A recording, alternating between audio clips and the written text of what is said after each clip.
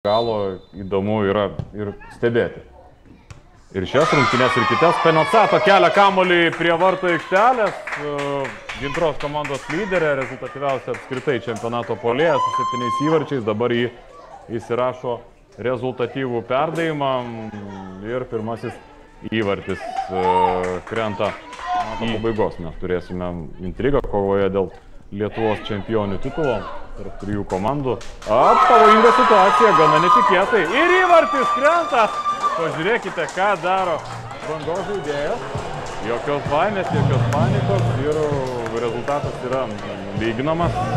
Lyginamas labai greitai, po poros minučių nuo praleisto įvarčio. Ta zonas priešais baudos aikštelę, bando žaisti tarp linijų. Pavojinga situacija, rikošetas, kur kamuolys, smūgis ir 2-1, vis dėlto 2-1. Gana greitai atstato savo persvarą Gintra. Ir ką, Lauras Penocato muša savo 8 įvartį, prie jos keliauja komandos draugės. Jį ten patikojo atšokimo. Žiūrime dar kartą.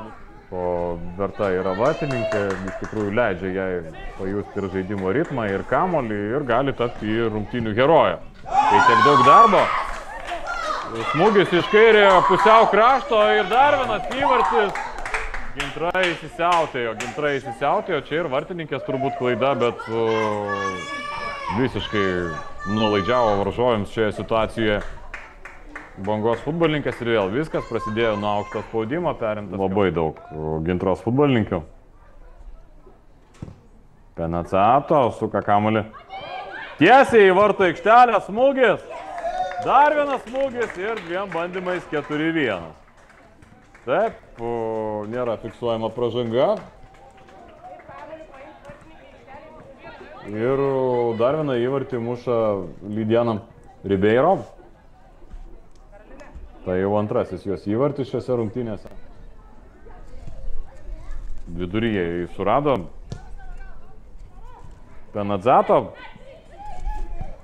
Ir visiškai laisva priešais vartų aikštelę Ribeiro. Ribeiro 3 įvartį muša, Ribeiro pasiekė hat-triką šiose rungtynėse.